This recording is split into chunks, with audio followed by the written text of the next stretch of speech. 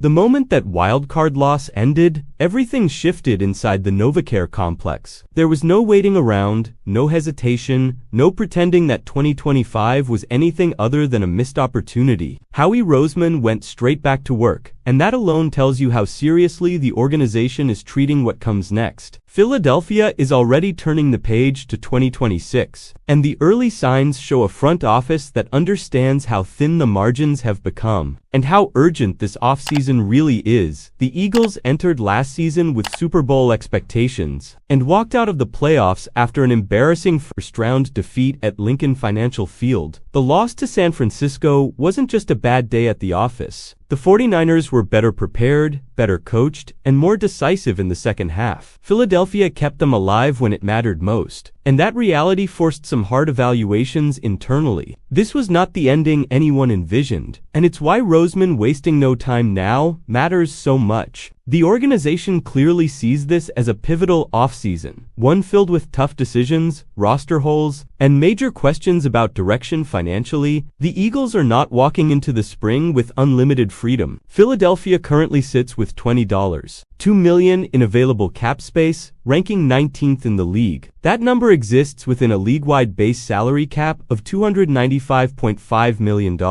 a figure that is expected to rise once the NFL finalizes its revenue numbers from the 2025 season. Business continues to boom across the league, but even with that expected increase, the Eagles will have to be calculated, disciplined, and creative. This is not an offseason where mistakes can be masked by throwing money at problems. The draft, once again, looms large. Philadelphia is projected to have 8 picks in the 2026 NFL Draft, including their own first and second round selections. There's also a confirmed third-round pick from the New York Jets stemming from the Hassan Reddick trade, along with multiple compensatory picks tied to recent departures like Milton Williams, Josh Sweat, and Mekhi Becton. The Eagles will also hold a 5th-round pick connected to the Bryce Huff trade. After a 2025 draft class that saw very limited impact beyond Jihad Campbell and Drew Makuba, the pressure is on to get this one right. The margin for error has shrunk, and the roster needs young contributors who can play meaningful snaps quickly when you start breaking down the needs. The most glaring one stands above the rest. Offensive coordinator, everything else follows from there. The offensive line is aging, particularly on the interior, and the drop-off was noticeable this past season. Pass rush help remains a priority, especially with uncertainty around players like Josh Sweat and the overall depth up front. In the secondary, Adoree Jackson is headed for free agency, while Cooper DeJean has made it clear he prefers staying inside after earning first-team All-Pro honors. Quinion Mitchell also emerged as a first-team All-Pro, giving Philadelphia real building blocks to work with. At safety, the question becomes whether Reed Blankenship prices himself out of town, or if the Eagles find a way to keep him. Wide receiver depth is another concern, with Jahan Dotson set to hit free agency, and a clear need to upgrade the WR3 spot. Even tight end Dallas Goedert faces an uncertain future as he looks to cash in again. These aren't small questions. They shape the entire identity of the team moving forward. Against that backdrop, the Eagles quietly signed 8 players to futures contracts. Moves that won't dominate headlines, but matter deeply in January and February. Chance Campbell, Tariq Castrofields, Danny Gray, Gabe Hall, Brandon Johnson, Jake Majors, Holland Pierce, and Quez Watkins will all be part of the 90-man roster heading into the offseason program. These are depth moves, development bets, and potential culture pieces. And they tell you how Philadelphia is trying to rebuild competition from the bottom up. Chance Campbell is the name that stands out most. A 6th-round pick by Tennessee in 2022, Campbell impressed Eagles players throughout the season while working on the scout team. His speed, physicality, and ability to destroy blocks consistently showed up in practice. Saquon Barkley openly praised him as one of the best scout team players he's ever gone against. Jordan Mailata highlighted how difficult Campbell made second-level blocking, and Cam Jurgens pointed to his punch as something truly different. This kind of praise isn't given lightly inside an NFL locker room, and it echoes how players once spoke about Moro Oyomo before he emerged as a legitimate contributor. Campbell is not a guarantee, but he is a name worth tracking closely. The rest of the group brings intrigue in different ways. Tariq Castrofields flashed in preseason action and offers familiarity for fans who followed his Penn State career. Danny Gray brings pure speed, though durability has been an issue dating back to his time in San Francisco. Gabe Hall has earned trust internally, enough that the Eagles felt comfortable moving other pieces because of their confidence in him. Brandon Johnson showed versatility in the secondary and made a strong impression on the scout team. Jake Majors, an athletic but undersized center from Texas, fits the mold of a developmental interior lineman. Holland Pierce adds tackle and guard flexibility after improving steadily at Rutgers, and Quez Watkins, still just 27, returns as a veteran presence whose attention to detail on the scout team helped prepare the defense. Even if his on-field legacy in Philadelphia remains complicated, all of this paints a clear picture. The Eagles are not running from what went wrong. They are confronting it head-on, piece by piece, move by move. This offseason is about recalibrating expectations, reinforcing the foundation, and deciding which direction the franchise truly wants to go. Nothing here feels accidental, and nothing feels finished yet. With so many questions still unanswered, how do you feel about the way the Eagles have started shaping their path toward 2026? What makes this stretch so fascinating is that none of these moves exist in isolation. Every futures contract, every cap figure, every draft pick projection is tied to a much bigger internal conversation about identity and urgency. The Eagles are no longer operating from a position of comfort. This is not a roster that can simply reload and assume contention.